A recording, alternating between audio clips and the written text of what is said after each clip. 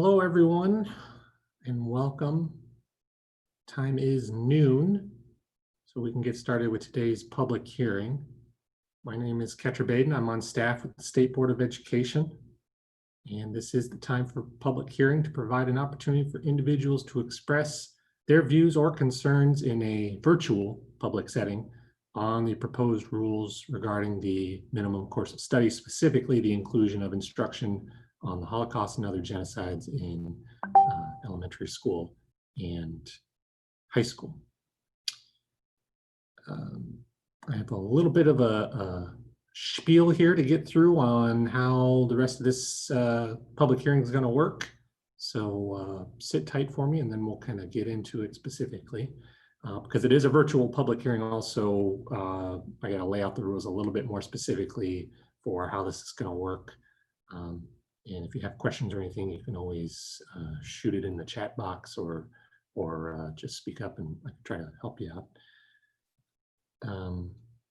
So board staff's going to call on the first speaker, and ordinarily we would also call on the next two, but I think we only have one person registered to speak today. So if you're with us, and I think you are, then you'll be the first and only one up when I finish my spiel here.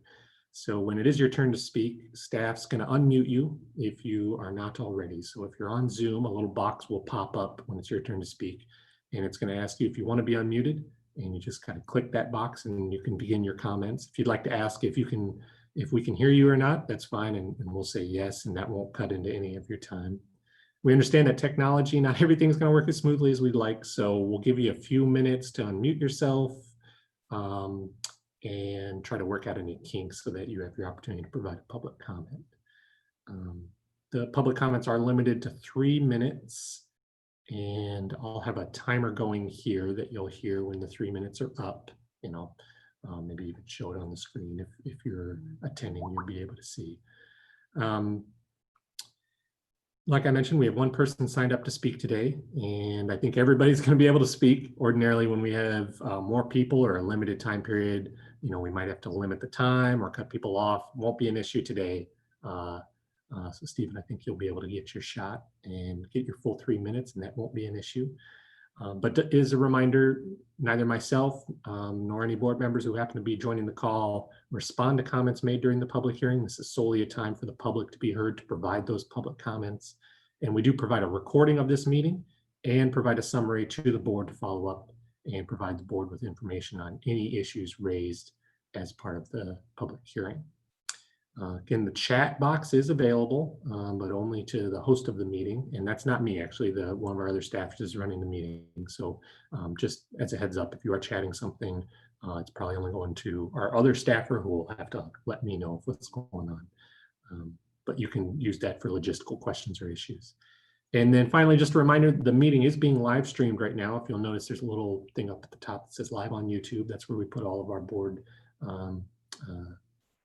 meetings and recordings. So just be mindful of that when you're giving your remarks, and we should be good to go. So with all of that precursor stuff out of the way, I think we are good to move to our one and only speaker for today, which is yourself, Stephen. So Stephen, you should be getting a notification to unmute yourself, and you can begin your public comment when you can. You can have the video on, you can have the video off, whatever you prefer, and whenever you're ready, you can begin your public comment. Ready? Go. Come on up. Hello, it's Stephen Ugold, Chairman Narducci, Superintendent Hoffman, and fellow members of the Arizona State Board of Education. Thank you for allowing me a few words today. It was last August you heard me speak about the need for Holocaust and genocide education. A lot has changed since then. As you know, there was a sudden end of the legislative session, and with it, the proposed Holocaust education bill everyone fought so hard for. I wanted to thank Senate President Fan, members of the Arizona State Senate, Speaker Bowers, and members of the Arizona State House of Representatives for consideration of HB 2682, Schools, Instruction, Holocaust Genocides, in the 45th Legislature, second session ending sine die on Tuesday, May 26th. The bill boasted 20 actions of the House and Senate with unanimous support. 90 signatures between the House and Senate of sponsors and co-sponsors. Over 113 individuals and representative groups signed in support of the bill in the ALICE system, requesting to speak.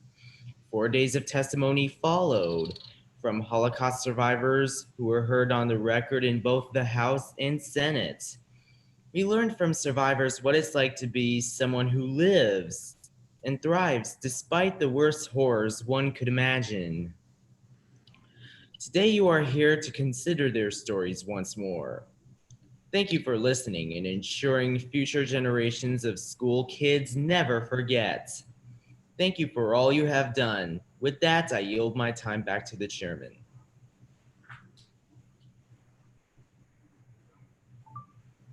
Great. Thank you so much, Stephen.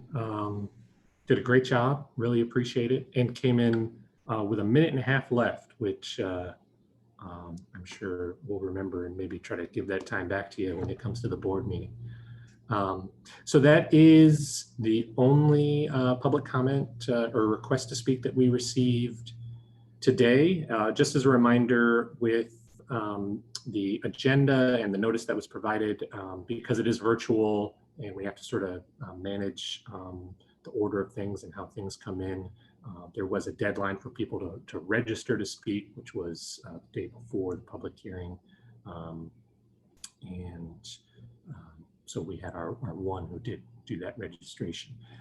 Next steps for this rule is that it's going to go to the September 28th board meeting for materials that are going out later this week. And that board meeting is going to be a consideration of the public comments received and any updates that are needed. We don't anticipate any updates being needed, but in case there are, the board can make those at that time. And then the board can adopt the rule as soon as the October board meeting, October 26th, I believe.